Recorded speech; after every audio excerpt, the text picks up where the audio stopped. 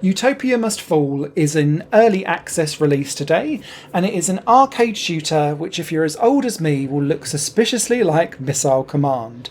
And it is Missile Command on Steroids 2024 edition, and I love it to bits. This has been easily one of the best surprises, I would say, of 2024 for me. It's infinitely playable, and I really want to sell this game to anyone that loves an arcade shooter. In Utopia Must Fall, you must protect your city, and it has a shield around it that starts off at 100%, and every time an enemy hits you or one of their enemy fire gets through you, your shield will get hit and diminish. If it ever reaches 0, if you get attacked again before your shield comes back online, is game over, and that will be it. Your score will tot up, and it will go onto your local high score, and off you go to another run. This game runs in waves, or days as it's called in the game, and each day has a different set of enemies that slightly adapt to what you upgrade over time, or at least that's how it felt to me.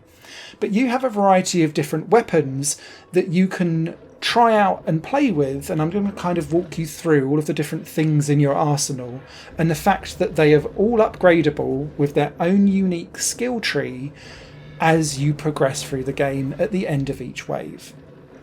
Now, the first thing that you'll see is this giant railgun spurting out stuff on auto fire. That follows your mouse around as you move left to right, but it does have a bit of a delay as it sprays shots around.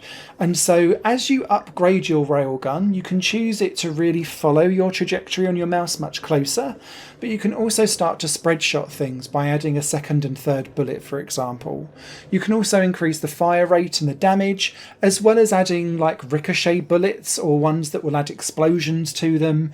It's really quite well versed, this railgun skill tree, and it's well worth investing in to try and hold back the tide of alien attacks.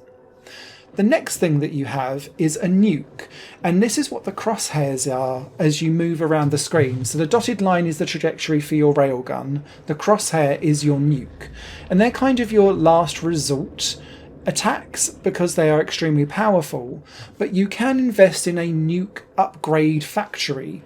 And what this does is it slowly starts to produce nukes for you, initially every second day or wave in the game, but you can choose to increase that, or you can choose to tone down the amount of power that a nuke has but get double, or you can start to have things where it leaves like a scorching burn in the sky that means that as enemies go through it they become damaged, for example.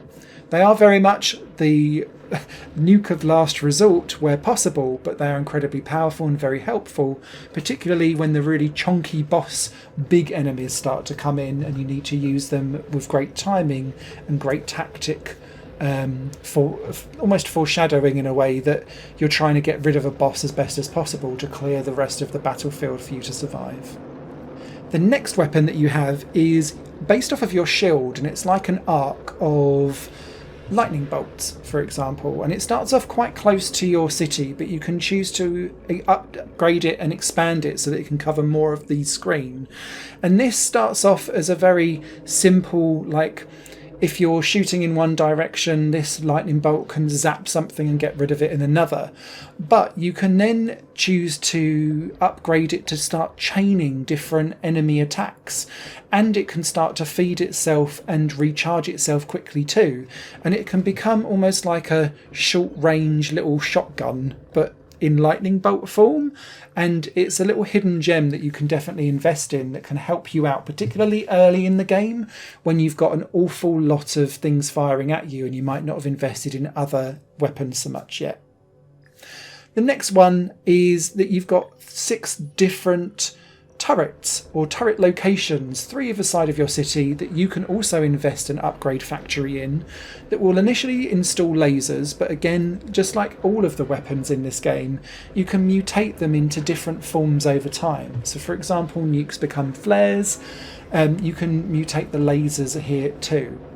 These are incredibly helpful because they are automated, just like that lightning bolt arc, so that you don't have to think too much about it.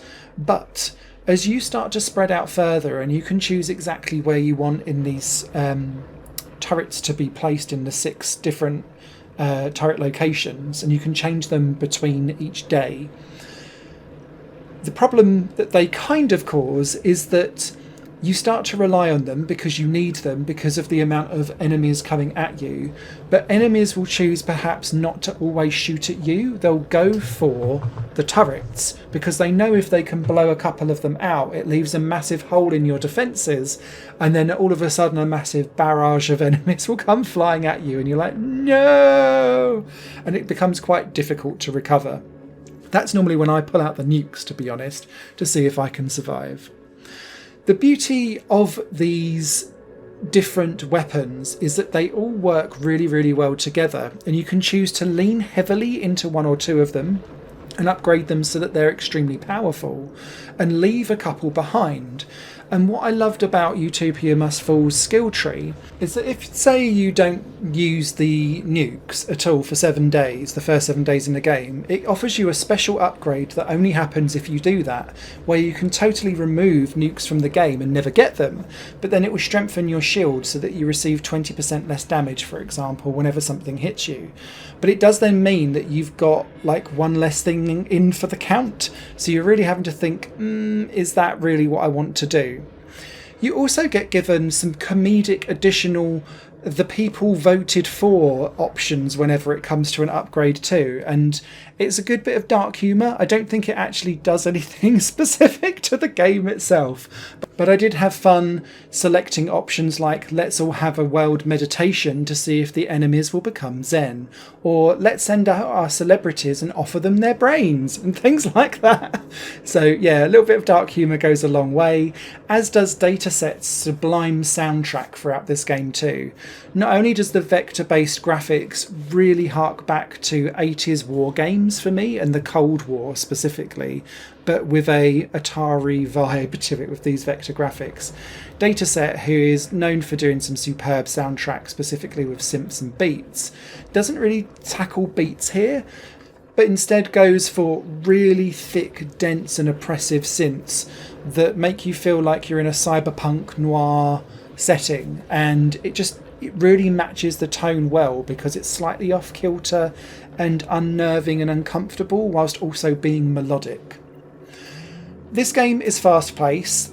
You can go through a run, well, if you're really terrible, in about a minute or two flat, but trying to get to say like day 25 so that you can really shine and get some of the Steam achievements takes about 20 minutes or so as you try and aim to survive, and that's difficult enough as it is.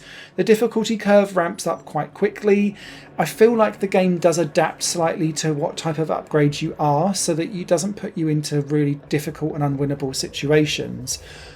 But it is a heavy challenge, and this is partly why they've put it out for early access so that they can do some balancing, add in some more enemies, expand the upgrade tree, which is already fantastic to be fair, and they're also looking at adding in some new modifiers, some battle drones to be added in, some time distortion weaponry, which I'm quite intrigued at.